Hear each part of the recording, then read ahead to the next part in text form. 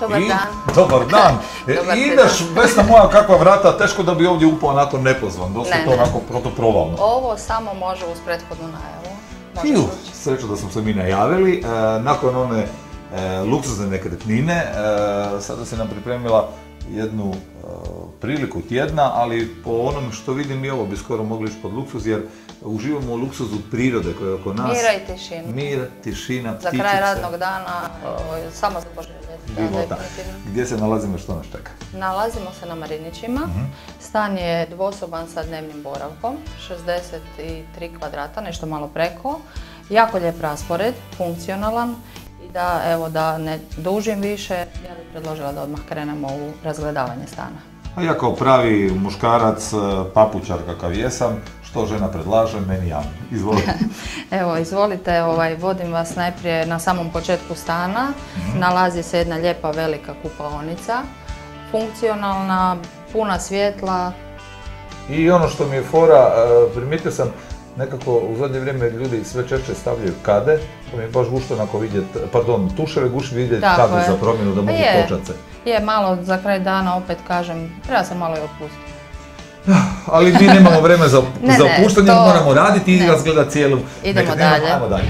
A dalje nas čeka, jedna spavača i to lijepo velika, finih dimenzija. Lijepa velika spavača soba, inače kod tih novogradnji dosta dimenzija soba budu ovako upitne, ovo je sasvim... Šparaju na sobama. Pa dobro, najvažniji je taj dnevni prostor, iskreno rečeno, ali opet moraš imati prostor gdje ćeš i staviti jedan lijepi ormar, krevet i tako to.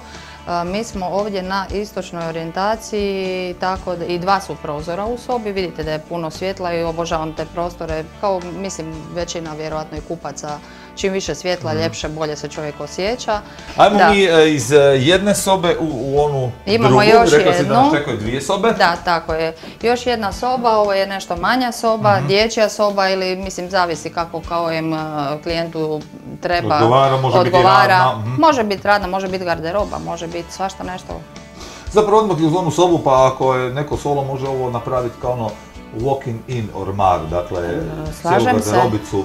Slažem se s tim da evo nisam napomenula, ali u cijeni nije namještaj, međutim evo ukoliko nekom treba nešto od ovog ili mu se nešto svidi, možemo dogovoriti dakle i tu varijantu prodaje sa namještajem, ne kompletno, kome šta paše.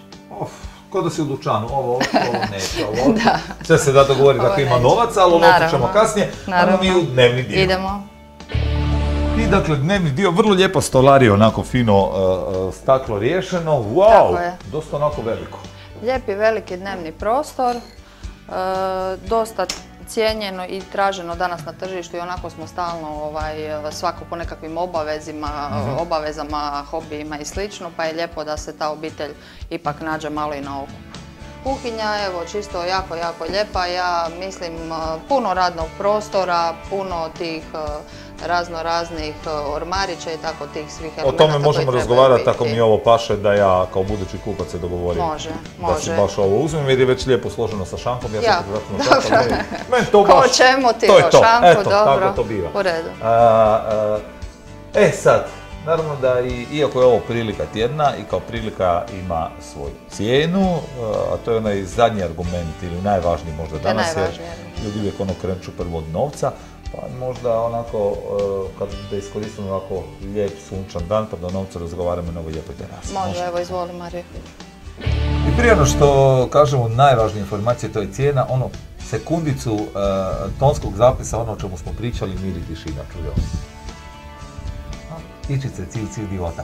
Sad ćemo o cijeni, sad će lakše biti, dakle, čuti iznos, koliko treba izdvojiti za ovu nekretninu, priliku tjedna, no prije što kažemo i cijenu, ajmo malo rekapitulirati što nam sve ovo nudi. Dakle, na Marinićima smo u dvosobnom stanu sa dnevnim boravkom, nešto malo preko 63 kvadrata, jako lijep raspored, funkcionalan stan, u zgradi sa dosta parkinga i za vas i za vaše goste. Treba napomenuti taj certifikat, onaj novitet od ove godine, kada smo kod njega, kako tu stojimo? Imamo naravno energetski certifikat, B je dobiven, tako da mislim da je to stvarno jako dobro, jel? jako dobro će biti ako i cijena odgovara cijeloj ovoj priči, pa sam za kraj namjerno pustio upravo to. Dakle, za sve ovo što smo sada čuli treba izdvojiti 67.000 eura. Definitivno prilika, mislim da evo, još jednom ta napomena, ukoliko želite nešto od namještaja, dogovorit ćemo, prodavatelji su za to, može se dogovoriti, nije problem. Kako ide ona stara, ljudi smo, dogovorit ćemo se. Pa naravno da hoćemo. Hvala lijepa Vesna na ovom razgovoru. Evo, i kad bude još što god zgodno, slobodno nam se javi. A vi, dragi naši, potražite kako ovu nekretninu, ali tako i ostale na www.dogma-nekretnine.com.